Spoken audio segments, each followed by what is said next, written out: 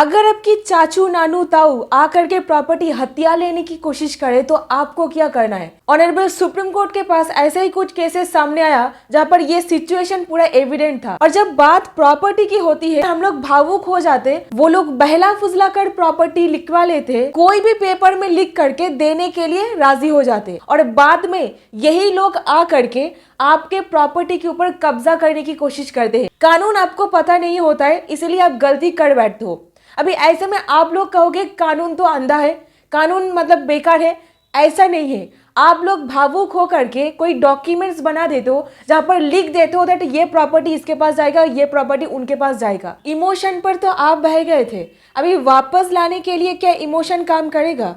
नहीं, वापस लाने के लिए कानून आपका साथ देगा। So clearly in the case of Shakil Ahmed versus Syed Akhliyak Hussain, civil appellate number 1598 of 2023, Supreme Court of India clear करते हुए बोले अगर कोई इंसान के प्रॉपर्टी के ऊपर कब्जा बनाया जा रहा है, वो भी अनरजिस्टर्ड पावर ऑफ अटॉर्नी के थ्रू, देन प्रॉपर्टी को वापस देना पड़ेगा। ये बात का कोई फर्क ही नहीं पड़ेगा अगर वो लोग जबरदस्ती वहां पर आ करके रहने लग जाते। तो कुछ ऐसे लोग जो प्रॉपर्टी के लिए एकदम ज़ॉम्बी बन गए हैं, थोड़ी सी भी शर्म नाम की चीज नहीं होती है, वो प्रॉपर्टी के लिए कोई भी हद तक जा सकते। आए दिन आप ऐसा घटना देख सकते हो। तो वो लोगों को बता देती हूँ। तो यहाँ पर ये जो पर्टिकुलर प्रॉपर्टी था, यहाँ पर एक एग्रीमेंट टू सेल दिखा करके कब्जा बनाने की कोशिश किया गया था। अब ये एक अनरजिस्टर्ड डॉक्यूमेंट था। यहाँ पर पार्टी कोर्ट में आकर के बोले दैट हमको प्रॉपर्टी एक गिफ्ट के तहत ट्रांसफर किया गया है, तो इसीलिए हम इसके ओनर मालिक बन जाते। यहाँ पर केस फाइल किया गया था पोजेशन के लिए एंड मीन्स प्रॉफिट के लिए। अब मीन्स प्रॉफिट देखिए, सपोज आपका कोई प्रॉपर्टी जहाँ पर इलीगली कोई इंसान कब्जा बना करके रहने लग गए हैं। अभी ऐसे में सपोज वो वहां पर कोई ट्यूशन सेंटर खोल लिए है या फिर कोई ग्रोसरी स्टोर वगैरह खोल लिए है जहां से उनको इनकम वगैरह मिल रहा है। अभी प्रॉपर्टी तो था आपका, अगर आप कोई ऐसा काम करते तो पैसा तो आपको मिलना था, है ना? ऐसा तो हुआ नहीं। वहीं पर हम लोग मीन्स प्रॉफिट के लिए केस फाइल करते हैं, ठीक है ना? तो बिल्कुल ऐसा ही हुआ था यहाँ पर। अब जब केस सुप्रीम कोर्ट में पहुंचा, सुप्रीम कोर्ट क्लियरली बोले कोई इंसान एग्रीमेंट टू सेल दिखा करके प्रॉपर्टी का मालिकाना क्लेम नहीं कर सकते।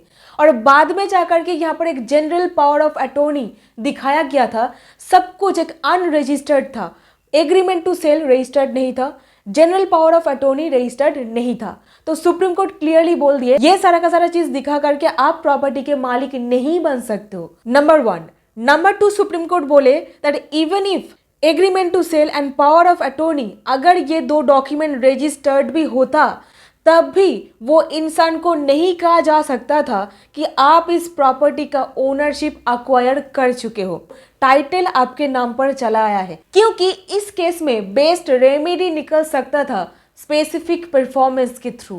और यहाँ पर क्या अप्रोच किया गया? क्योंकि दोस्त जो डॉक्यूमेंट को रजिस्टर्ड करवाना है इंडियन रजिस्ट्रेशन एक्ट में, उसको तो करवाना चाहिए, है ना? क्योंकि वो तो मैंडेटरी है, कंपलसरी है। सिर्फ यही नहीं दोस्तों, जब सुप्रीम कोर्ट ये कह चुके तब यहाँ पर और आर्ग्यूमेंट किया गया। 2011 में डिसाइड किया गया सूरज लैंप इंडस्ट्रीज का जो केस था, वहां पर सुप्रीम कोर्ट क्लियरली बोल दिए जहां पर भी अनरजिस्टर्ड डॉक्यूमेंट के थ्रू प्रॉपर्टी क्लेम किया जा रहा है वो एब्सोल्युटली इलीगल है। और इसका हवाला दिया गया, सुप्रीम कोर्ट बोले हम इसको रिफ्यूज करते हैं। Section 1749 of the Registration Act and section 54 of the Transfer of Property Act को रेफर किए। तो रिफ्यूज करके सुप्रीम कोर्ट क्लियरली बोले law is well settled that no right, title, interest in immovable property can be conferred without a registered document. This is the quotation from the Supreme Court, जो आप सभी लोगों को पता होना चाहिए।